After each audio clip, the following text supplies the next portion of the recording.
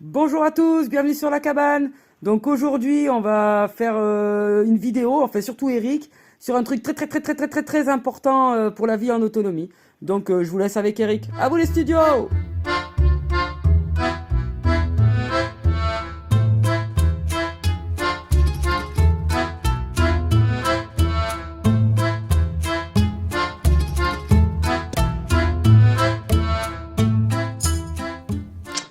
Alors, en fait, il s'agit du calendrier républicain, autrement appelé calendrier révolutionnaire, parce qu'il a été créé pendant la Révolution française. Et donc, on passe tout de suite au tableau. Et donc, alors c'est un calendrier qui est constitué de 12 mois, hein, comme le nôtre, et donc avec 3 mois par saison. Mais alors vous allez me dire qu'est-ce qu'il a de particulier ce calendrier? Eh bien en fait, contrairement au nôtre, il a des infos dans les noms des mois et dans les jours, dans les fins de semaine, en fait, c'est des semaines de 10 jours, et à mi-semaine, vous avez aussi encore des infos.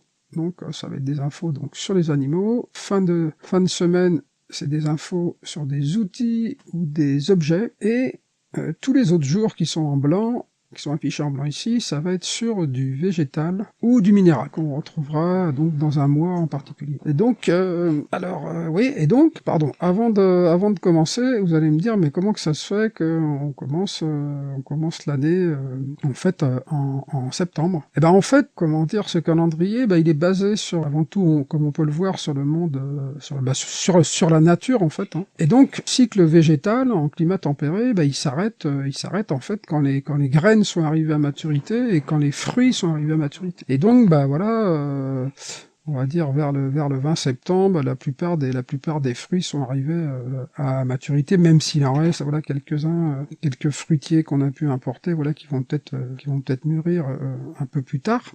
Mais on va dire que c'est le mois, parce que vous voyez, c'est entre 22-24 septembre jusqu'au 21-23 octobre, donc normalement, quasiment fin octobre, normalement, on a pratiquement tout récolté, quoi. Donc voilà pourquoi ça commence en fait à cette époque l'année, parce qu'en fait l'année se finit avec les dernières récoltes et en fait elle recommence, elle recommence à ce moment-là. Et je trouve que c'est plutôt pas mal qu'une année recommence avant justement l'hiver. Je trouve que ça redonne de l'élan à toute cette vie avec la nature. Alors donc maintenant, tous ces jours, donc tous ces noms de jours, ils ont bien sûr un rapport avec le mois dans lequel ils sont, quoi. Et ainsi que les animaux, et ainsi que les objets ou les outils. Par exemple, oui, là, donc là c'est le mois. Alors Vendémiaire, donc Vendémiaire c'est le mois des vendanges, donc comme son nom l'indique. Et donc on voit que le premier jour déjà c'est le raisin. Hein. Et donc qu'est-ce qu'on y retrouve? On va y retrouver le cheval.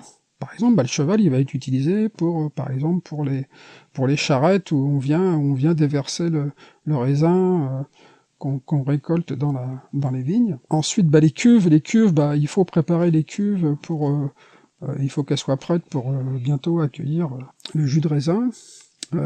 L'âne qui va certainement servir, on voit plus loin le pressoir, donc pour tourner, pour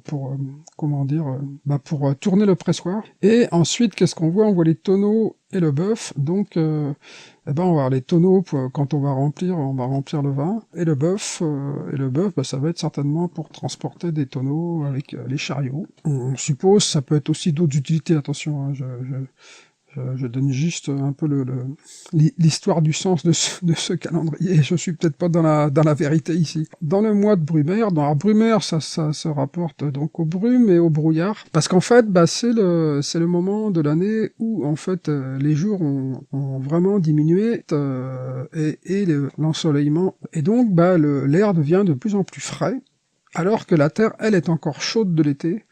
Et donc, qu'est-ce qui se passe? C'est qu'en fait, la Terre, elle va évaporer son eau, et donc ça crée des brumes et des brouillards. Et donc, ça montre aussi qu'on rentre vraiment dans l'hiver et qu'on va vers de plus en plus de froid. Vous voyez, par exemple, on va trouver la charrue dans ce mois-là. Effectivement, c'est souvent que les cultures sont finies, et c'est là qu'on va remuer la terre.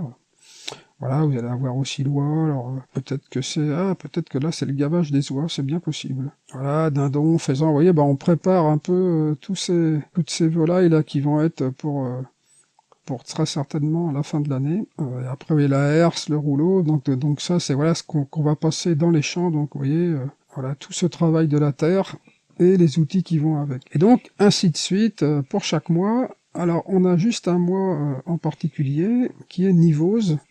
Donc, alors, nivose, ça veut dire la neige. Hein, vous verrez les donc les noms des mois sont toujours en relation. Surtout avec on va dire la météo relative à ce mois, et puis aussi des indications sur l'état du végétal, on va dire. Donc Nivose, voilà, c'est la neige, et donc c'est un mois, voilà, entre le 21-23 décembre, 19-21 janvier, c'est un mois où on est sous la neige, donc évidemment, tout ce qui est végétal, on n'a rien à y faire, ni à semer, ni à planter, ni à récolter. Et donc ça explique pourquoi il n'y a pas de jour où on parle de végétal. Par contre, on a mis là, en fait, tout ce qui est minéral et tout ce qui est matière ou terre, oui, terre, par exemple terre végétale, voilà, donc tous les matériaux, et aussi voilà même des oligo-éléments, des choses comme ça. Et donc voilà pour Nivose. Et donc vous voyez que ce calendrier, déjà voilà, il va vous donner en fait jour après jour des indications de travaux à faire, de semis ou de récolte. Et alors, il ne vous donne pas sur le végétal, il n'y a pas que des infos que sur par exemple que sur des légumes ou des fruits. Il va vous donner aussi des infos sur des plantes qui peuvent servir en aromate, en médicinal, voilà, ou des plantes sauvages comestibles. Comme par exemple, alors je vais vous montrer quelques exemples. Alors là, par exemple, c'est l'alisier terminal, voilà, qui est un sorbier et qui donne des fruits, des petites, je crois qu'on appelle ça aussi des cormes. Mais bon, voilà, qui donnent des fruits, un peu gros comme des cormes, donc qui sont comestibles. Et donc, vous voyez, bon, là, c'est un exemple, hein, je vais vous en trouver un autre. Vous allez avoir, par exemple, à un moment donné, on vous parle de la macre nageante, qui est la châtaigne d'eau, pour ceux qui ne connaissent pas. Donc, c'est une plante aquatique qui, un peu comme le nénuphar, qui flotte en surface, et qui fait des graines qui sont dans des bogues, à peu près de la taille d'une châtaigne.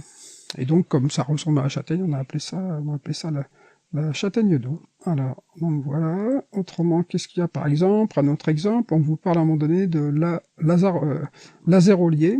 Bon, ça a plusieurs, oui, ça a plusieurs appellations, qui est une aubépine en fait avec des fruits assez gros, donc un peu aussi comme les cormes, voilà, ou voilà, on va dire ça ressemble au niveau de la taille à des poires sauvages. Donc vous voyez, vous allez trouver ce genre d'informations. Là par exemple c'est la geste tubéreuse, on vous parle de la geste tubéreuse, et donc qui est un légume qui fait des tubercules, comestibles, et donc qui était cultivé à une époque, et d'ailleurs on en retrouve maintenant à la vente des graines. Donc vous voyez, et vous allez avoir donc au fil du temps, vous allez avoir toutes ces infos. Alors et donc cette page donc Wikipédia, moi je la trouve vraiment très intéressante parce que dans le calendrier, au niveau des jours, vous avez des liens. À chaque fois, vous avez des liens hypertextes.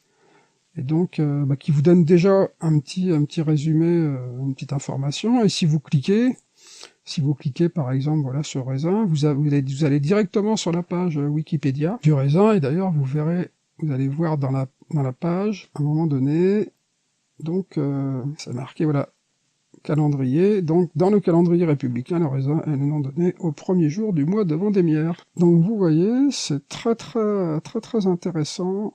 Il y a plein de mois, et voilà, alors on pourrait imaginer sur ce principe, rajouter encore d'autres infos. Donc on a déjà une base là qui est très intéressante au niveau du calendrier, donc révolutionnaire, mais on pourrait imaginer de rajouter, par exemple, de mettre peut-être là actuellement on a un nom par jour, mais on pourrait en avoir 2, 3, voilà, pour avoir encore plus d'infos de tout ce qu'on peut faire dans le mois, tout ce qu'il y a à faire, quoi. Et avoir ainsi une base, on va dire un espèce d'agenda perpétuel sur tout ce qu'on aurait à faire en autonomie, quoi. Alors là, bon bah bien sûr, il était réduit, on va dire, au monde végétal, animal, et puis aux outils de l'époque. Mais on pourrait très bien l'adapter, par exemple, à l'autonomie, quoi. En tout cas, on pourrait avoir un visu, par exemple, sur un mois, de toutes les choses qu'on va avoir à faire, en tout cas en relation avec la nature et voilà, et surtout le cycle végétal, parce qu'un calendrier, ça nous défile les jours, et donc les jours qui défilent, c'est les saisons, c'est le végétal qui pousse et qui fait des graines et des fruits. Donc, vous voyez, en parcourant un peu donc ça c'est le mahjong. Donc ça, vous voyez, ça. En plus, vous allez avoir des noms, des anciens noms en fait qu'on connaît pas aujourd'hui. Vous voyez, par exemple la geste tubéreuse, en fait, ça s'appelait le mahjong.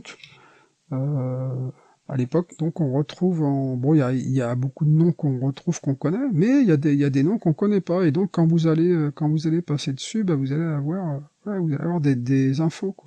Alors, qu'est-ce qu'il y a après, par exemple, sur les mois d'hiver? Bon, là on a vu donc tous les matériaux qui sont listés donc en nivose. Vous voyez, il y a un velinier. Alors, vous voyez, par exemple, ça c'est les anciens noms du noisetier ou du coudrier.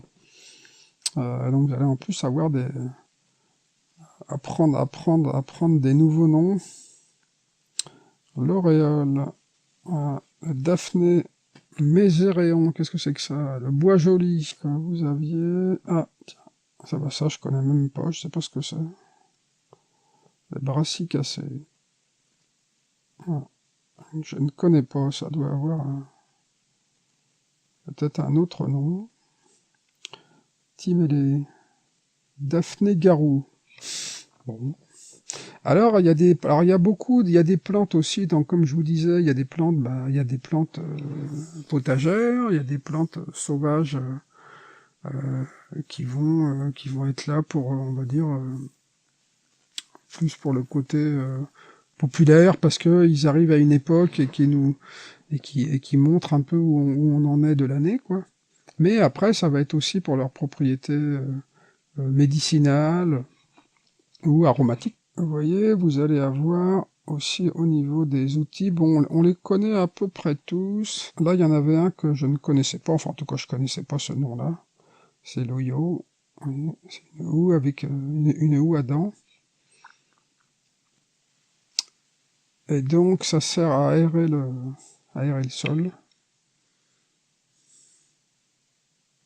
Mais vous allez trouver, voilà, en parcourant le calendrier, vous allez trouver pas mal de choses dont le nom ne vous dit rien du tout. Et voilà, il pourrait faire l'objet d'une adaptation au monde de l'autonomie, en rajoutant d'autres domaines. Donc voilà pour cette petite vidéo donc sur le calendrier révolutionnaire.